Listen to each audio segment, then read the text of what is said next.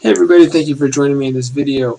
In this video I'm going to talk about an instructive game I played as black in the Caro-Kann defense. So my opponent had white pieces and started with e4, c6, knight f3, d5, e takes on d5, c takes on d5, bishop to e2, preparing to castle immediately. Usually I'll see something like instead of bishop to e2, d4, checking my king, or developing the knight to c3. But in the game, my opponent played bishop to e2. Rather passive move, you might say. Um, Developing the bishop, getting ready to push e6, but getting it outside the pawn chain first. My opponent castled, e6, knight to d4, immediately questioning the placement of my bishop here on f5. And of course I could retreat the bishop if I wanted to, but that would require me to move the same piece twice in the opening. I'm starting to fall behind in development. My opponent's already castled. He has two minor pieces developed, and I wanted a more active opening. So instead of retreating the bishop, I developed knight to e7, because now after knight takes, and I have this really nice outpost here on f5.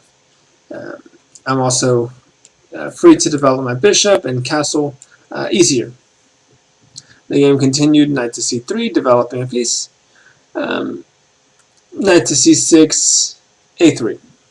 An interesting move made by my opponent because it blocks any thoughts of jumping to the b4 square, but really I'm trying to aim my attack more towards my opponent's king side.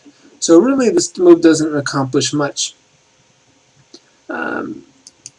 Developing a bishop, I'm ready to castle in another move, d3. And so you might say, well, maybe they're just preparing to develop the dark squared bishop, and perhaps that's the case. But really, it's not the most active move, because so far we're 10 moves in, and I have this really nice center, very solid center. I'm ready to castle, and after that, I'm ready to go for an attack. So after d3, I castle.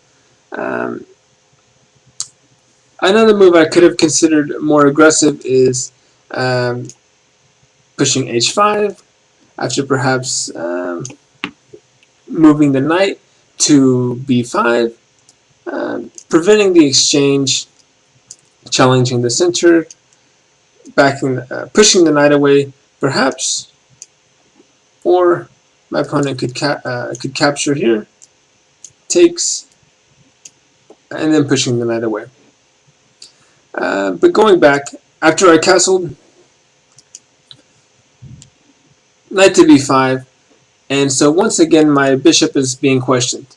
I didn't want to exchange bishops because I thought that the position was going to open up soon, and with both my bishops off the board, I thought I'd be at a pretty significant disadvantage with two knights versus two bishops, because of course in open positions with lots of nice lines for the bishops, knights aren't as effective as the bishops.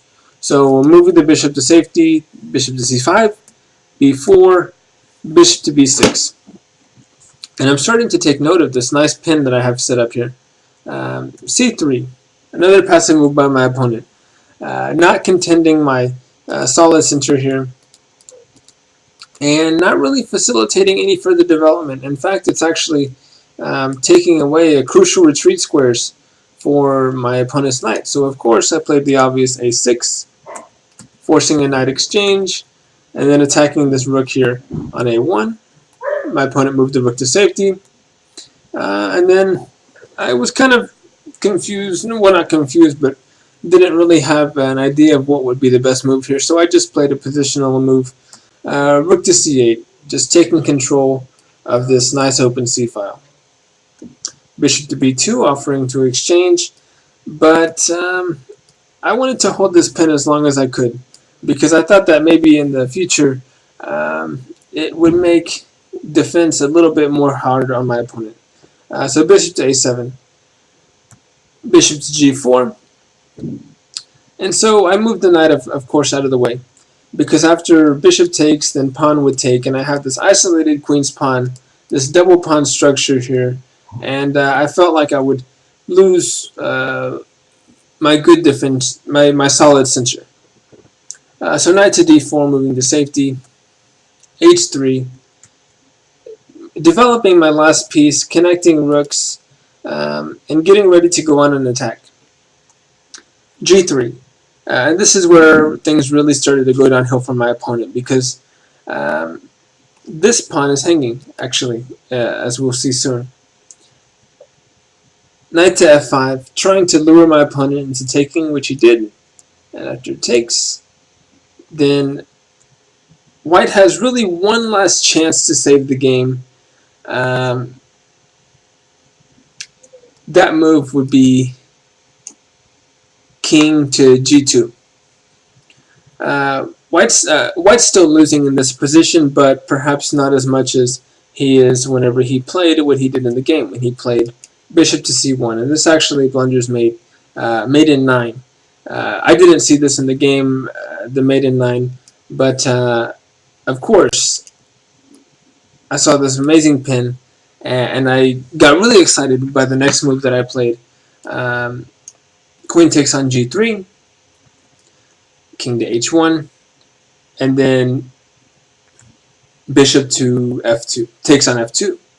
And so now this is basically forcing white to be down in exchange. White's king is woefully under-defended, and my pieces are on the attack here. I can easily take advantage of these open lines here. Maybe think about swinging the rook over, bringing that into the fight. So white's position is just totally helpless here. So as I said, in this position my opponent resigned, but just for fun, let's go through the mating sequence. Instead of bishop takes on f2, the queen takes on h3, moving the king out of check. Rook lift, about to swing the rook over to g6. This is the only way to really block that. And then now, of course, you're forced to give up your queen for very, for a rook. Bishop to g2, threatening mate here. Blocking, bishop back to a7, check. Blocking, check. And now this is just hopeless. All moves lose, and then white's mated. So with that being said, I hope that you found this video educational. I hope that you saw how dangerous pins can be, and I hope that in your games you will continue to look for such positional and strategic advantages. So with that being said, I wish you good luck with your chess, and bye for now.